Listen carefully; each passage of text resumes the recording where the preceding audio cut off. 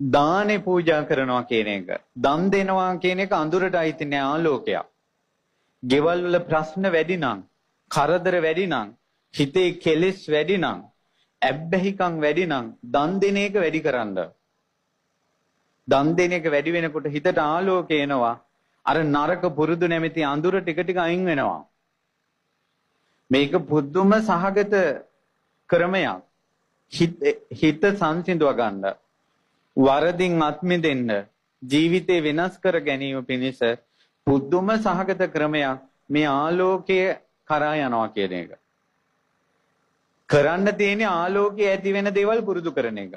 දැන් සාමාන්‍ය කෙනෙක් කරන්නේ රාගය ඇති වුණාට පස්සේ මට මෙහෙම ආසාවල් එනවා, මට මෙහෙම ආසාවල් එනවා, මට මෙහෙම හිතෙනවා, මෙහෙම හිතෙනවා කියලා ඒ ආසාවෙම කේන්ද්‍රිකගා ඉන්නවා.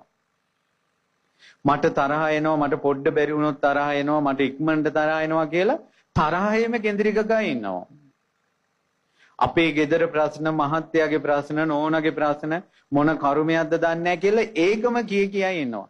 ඉතිපිසෝ ගාතාවවත් එච්චර කියන්නේ මේ ගෙවල් වල ප්‍රශ්න කියන එක තරම්. එච්චරම කියව ඉන්නවා. තව තවත් අඳුරු වෙනවා මිසක් ආලෝකයක් නැහැ. දැන් ඔය දුක් ගැනවිලි කියවිල අදින් පස්සේවත් නතර කරන්න.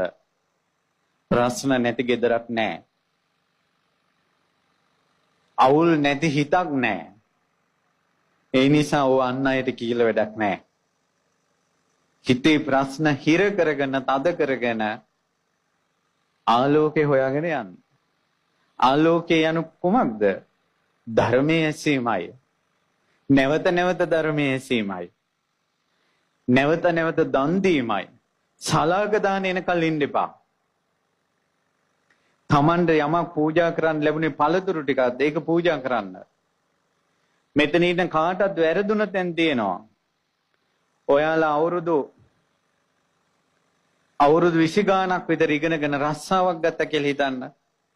ඒ රස්සාවෙන් හම්බෙන පළවෙනි වැටුපෙන් දානයක් දුන්නා නම්, මව්පියන්ට උපස්ථානයක් කළා නම්, ගුරුවරුන්ට උපස්ථානයක් කළා නම් ඒක කොයිතරම් ඔයාලගේ ජීවිතේට ආලෝකයක්ද? නමුත් ඒ අවස්ථා ගොඩාක් අයට මගහැරුණා. රස්සා ගන්නකොට, තමන් ඉහළට යනකොට අයන් ඉඳලා අකුරු කරපු අය අපේ ජීවිතෙන් අමතක වෙලා යනවා.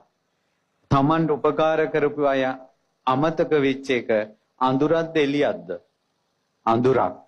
අද ගොඩාක් අයගේ හිතවල අඳුර නැති වුණා.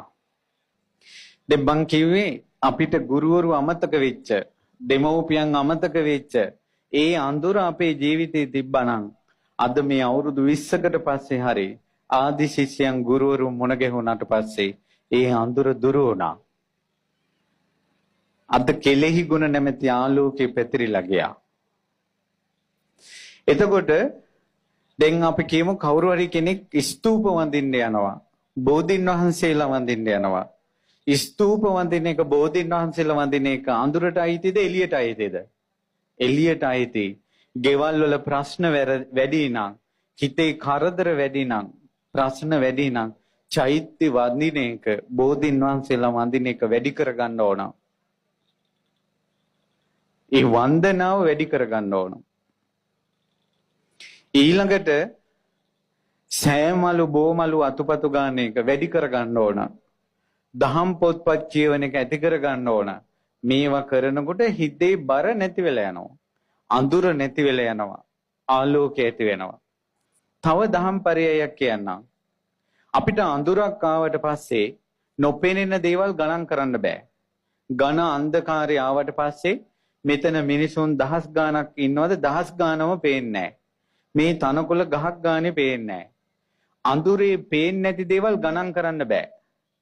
හැබැයි පේන්නේ නැති තරම් දේවල් ගණන් කරන්න බැරි තරම් අඳුරේ තියෙන දේවල් පේන්න එක ඉරක් පෑවුවොත් ඇති. එක ඉරෙන් හැම එකක්ම පේනවා. ආන් ඒ වගේ පින්වතුනි, හිතේ ප්‍රශ්න කෝටියක් ඇති. හිතේ ප්‍රශ්න කෝටියක් ඇති.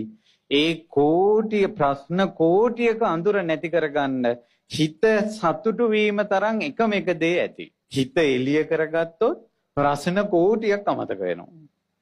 ඒකට උදාහරණේ තමයි ඔබ දැන් සතුටෙන් නම් බණ අහන්නේ මේ වෙලාවට ඔබට තිබ්බ කෝටියක් ප්‍රශ්න අමතක වෙලා. ඒ වගේ හිත එළිය කරන්න ප්‍රශ්න කෝටියක බර නැති වෙලා යනවා හිත. මේ හිතේ තියෙන. ඒ නිසා ආලෝකේ සොයාගෙන යන්න අඳුරත් එක්ක ඔට්ටු වෙන්න එපා. අඳුරට සාප කරන්න එපා.